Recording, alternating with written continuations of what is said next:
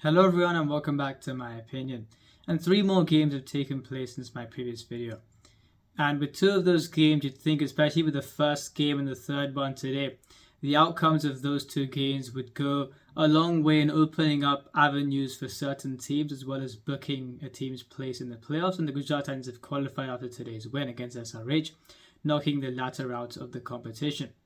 And the second game against CSK and KKR, the result of that game was something where I don't think KKR will qualify from that game, but it does create a scenario for CSK and for other teams, which I will cover as I go along through the video. On the first game, if you saw my previous video, you'd know that I didn't give RCB too much of a chance against the Rajasthan Royals. I thought they've been unconvincing with bat and ball this season for the most part, and with the three spinners the Rajasthan Royals have, especially if RCB had to chase in this game, they'd find it very difficult. So, the moment Faf du Plessis won the toss and chose to bat first, I thought the chances of them winning this game did increase. And in the first innings, three players did the job for them. Faf du Plessis with yet another 50, Glenn Maxwell an outstanding knocker 54. And when he was dismissed, the score was on 137 for 5 and 17.3. And a player who up till now I didn't think he was a T20 player, he walked out to bat and 29 off 11, Anuj Rawat, a fantastic knock from him at the end, where he accessed the leg side very well against Sandeep Sharma in the last over. I think 2 sixes and a 4 to get vital runs at the end to post an imposing total for RCB. And you thought Ara would find it very difficult to get to that score, and in the end they found it more than very difficult. They were bundled out for a very low score of 59. I think their heaviest margin of defeat in their history. And I think in the case of the Rajasthan Royals, I think this win has done something where for RCB it's transformed their outlook in terms of looking to qualify for the playoffs. A net run rate of minus 0.3 something before this win, and now they're on 0.166 with 2 games to go. Like I said, I still do think with the record they've got against the Sunrisers, who are now eliminated from the competition this year, then I think they may still find it difficult to beat the Sunrisers, but with how low of the confidence SRH are carrying at this point in time, or how low confidence they may be carrying, RCB could look to do something in that game. They will find it tough against the Gujarat Titans, who are the first team to qualify for the playoffs this year, but let's see how they go. But I do think 2 tough games await them in these last 2 games. And in that case, they have their destiny in their own hands. Get to 16, their net run rate will still be positive, and then that means they qualified. But for the Rajasthan Royals, I think they can still qualify. I think if they beat the Punjab Kings, their net run rate would increase. They could get it to about maybe 0.25. Other results will have to go their way. Now for KKR, even if they win their last game against LSG, I don't think they'll qualify. They're already on minus 0.256. And if the Rajasthan Royals beat the Punjab Kings in their last game, then they'll be on 1-7, lost 7. Even if they beat the Delhi Capitals on a negative net run rate. So that's 4 teams out of contention.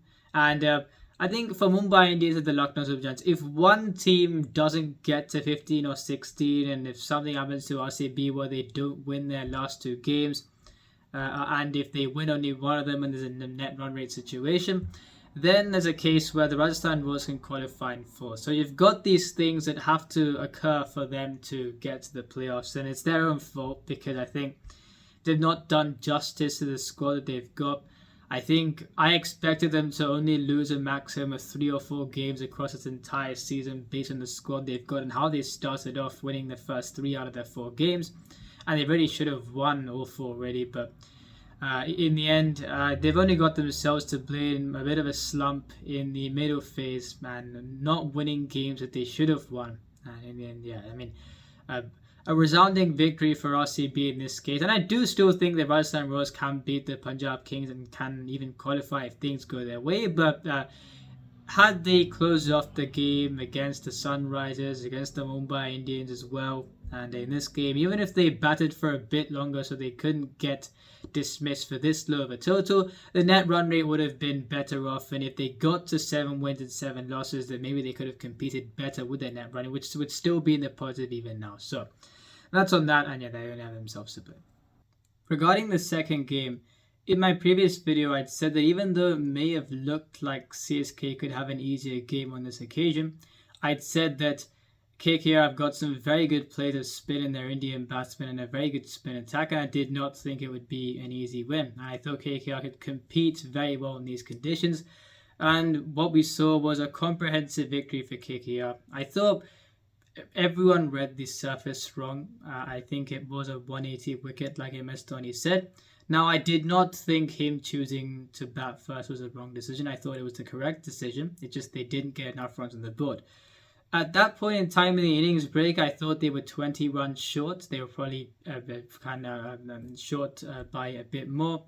And even though KKR were 33 for 3 in I think 5 overs or so, with Nitish Rana and Rinku Singh being such good players of spin, I think, and with what they were chasing, of course, they didn't really feel under pressure at all. They batted as if they didn't lose those 3 wickets.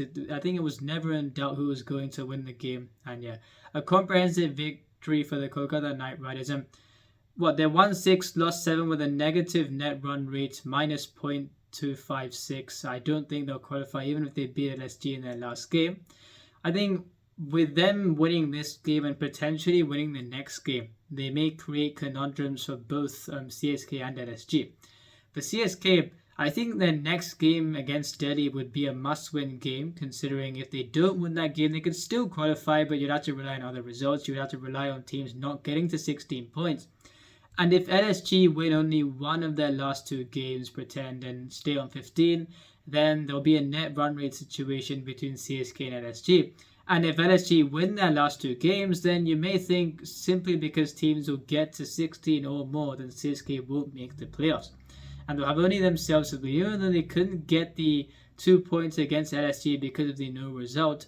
I think losing against KKR, even though they played very well, I think you wouldn't mind them losing that game considering how KKR played. But if you lose to Delhi this next game, a side that you beat comprehensively the previous time around, and with no disrespect to them, they bottled that game against the Punjab Kings. So if you lose to the Delhi Capitals, then you kind of deserve to go out considering the situation where other teams can get to 16. So yeah, that's on CSK. I still think they'll win that game against Delhi, but it is a must-win game for them. And for KKR, I think, like I've said in my previous video and before, I expected the Eden Garden surface to play out slower this season. I think in the India-New Zealand bilateral series after the T20 World Cup of 2021, we saw the one game that was being played in Kolkata where it was conducive to bowler cutters, despite the fact that there was a lot of dew on the outfield at that point in time. I think in this case, we've seen that 170 odd, even though KKR managed to chase that score down against the Punjab Kings, which I thought Punjab, it wasn't a great effort from them to let them kind of do that. I think that the surface has played out a bit slower this year than it has done in previous times, and I did expect it to do so. So with KKR's spinners and with LSG's spin attack as well, then it depends how teams will go against those bowlers, and with how good of players of spin the KKR batsmen are, especially we've seen with their Indian middle order, then I think they could do something in that game. So with KKR winning against either CSK, but they've won against CSK now, and if they win against LSG, then they'll be able to create a conundrum for these other teams in terms of qualifying. So that's on them. For CSK, I do think they'll beat Delhi Capitals in their final game. And on the third game, the Gujarat Titans securing their playoff qualification in first place proudly and deservedly so. And for SRH, their net run rate was still in the negatives before this game. I don't know the exact number. I have to refer back to my previous video. But if they won their last 3 games, they could have got it maybe to 0 or 0.1 or something, and could have posed a threat to teams that have got a similar net run rate on 14 points overall. And after this game, they won't be able to do that. And I will go into detail of where teams have succeeded and where they've been lacking in my season reviews, where I will post 10 videos reviewing the seasons of each team. But in this case, I think even though the Sunrisers managed to curtail the Gujarat Titans to 188, I still thought on that service it was quite a big score.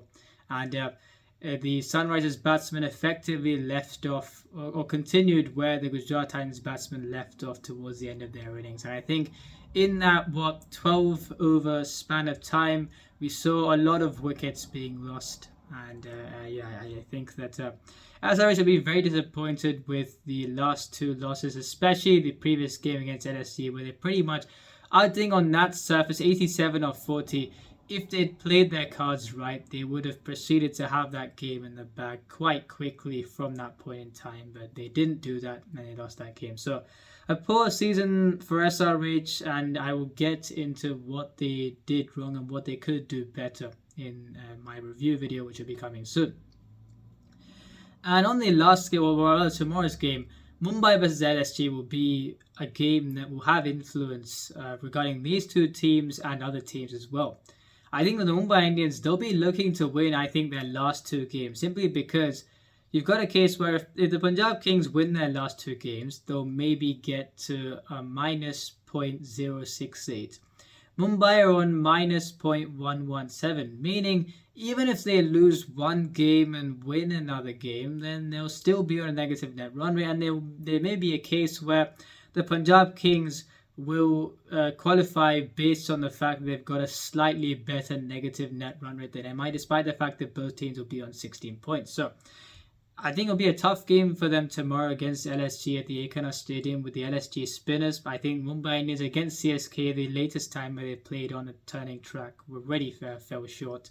And I think for LSG, what a very good win for them the previous game, where I thought they would struggle to get that kind of a score, and in the end they did do so quite comfortably. I think they'll be fancying their chances tomorrow, and let's see how they go in that game. And against KKR, since both the tracks they'll play on could play out to be slow tracks, especially we've seen with LSG's home venue and with the Eden Gardens ground this season. So I think if things play out that way, then if LSG get their batting right on the slow tracks, and that is the key, I think they can look to win these last two games. And then 17 points with a very good net run rate will get you through. And if they lose one of their last two games, then they'll have to rely on other sides not to get to, I'd say, 16. But I think one of MI or LSG, I won't be surprised if they qualify, considering at least one of them will be on maybe, well, if everything even half goes over them, 15 or 16 pretend. And MI will have to win more of their last two games, because I don't think with their net run rate they'll be doing anything much at 14 points. So that's on that. So tomorrow's game will be an important will be an influential result based on the fortunes of the Mumbai Indians and LSG, as well as the teams around them. And let's see how that game goes. If you enjoyed this video, please like and subscribe, share the video with your friends. Remember, this is my opinion. What's yours?